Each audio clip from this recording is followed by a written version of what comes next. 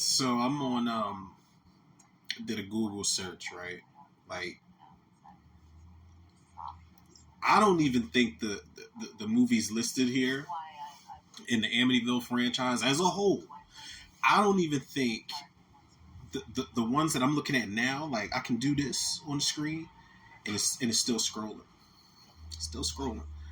I don't think these are even the independent releases. Like I think these are ones that might have had some money to them. It might have had a name or two.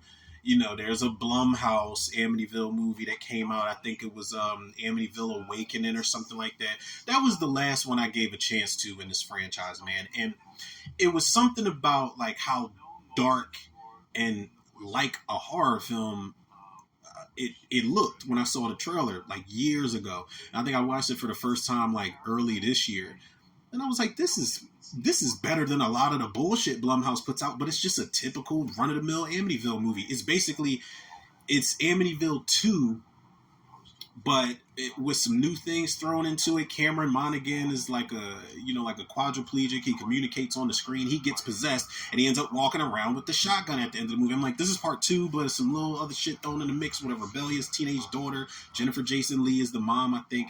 And I was like, all right, man, like it's an improvement compared to a lot of fucking entries in this franchise. But if it's not, like for me, if it's not Amityville 2 or on the same level as 2, which is the best in the franchise.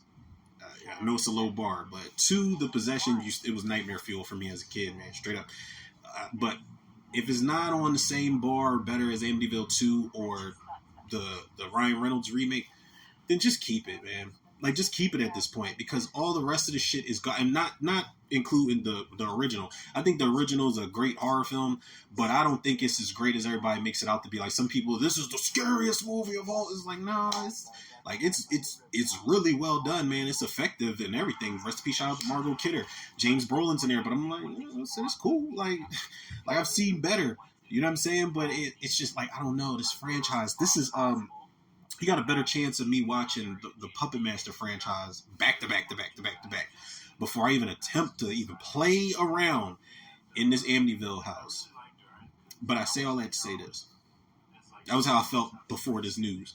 Because if David F. Sandberg is doing this, the dude that did Until Dawn, and I'm talking, this is me, somebody who never played the game. Like, I saw little bits and pieces of the gameplay, but I never played the game. I didn't know anything about the characters, the story, the I don't, for lack of a better word, the gimmick that the game was doing or that the movie did. I know that everybody said the movie took liberties that a lot of people, the majority, did not like. A lot of people did not enjoy Until Dawn. So me going into it blind, blood, guts, people exploding, practical monsters, practical effects, a monster movie where it's a concept that I don't normally like. Like, I can't stand that Groundhog Day, live, die, repeat, Edge of Tomorrow shit. Like, I hate that shit, man. But to see it done here, I'm like, all right.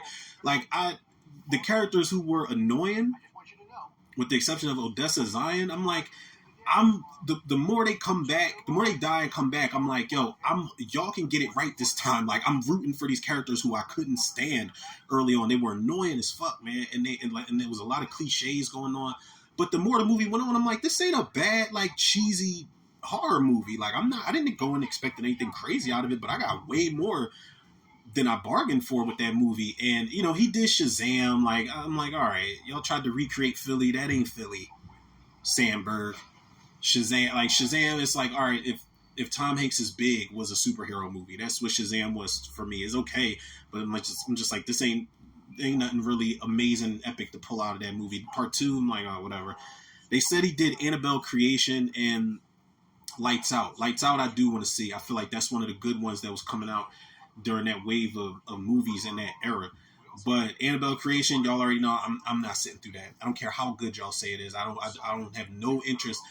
I might watch some of the Amityville sequels before I watch Annabelle. That's how I feel about that shit right there. But if Sandberg, like, come on, man, if he did Until Dawn and it was, and I got some cheesy horror shit out of there, and some crazy effects, practical effects, if I got that out of Until Dawn, I'm gonna trust them with an Amityville movie.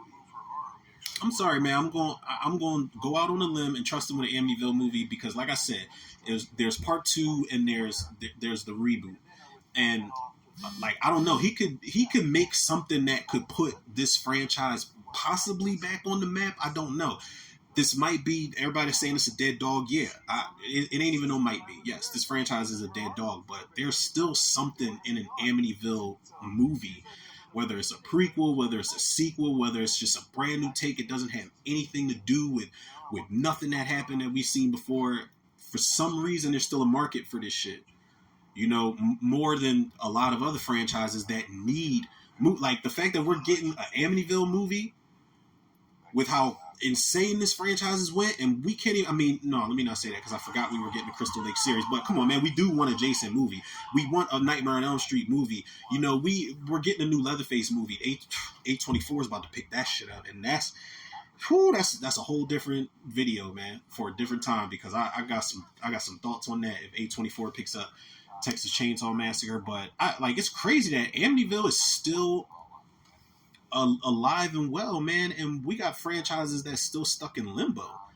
Like I don't know about y'all, and I don't really care who didn't like it, man. Like I'm waiting on a sequel to Candyman, the 2021 direct sequel. I'm waiting on a sequel to that. I'm waiting on uh a sequel to Mike P. Nelson's Wrong Turn reboot.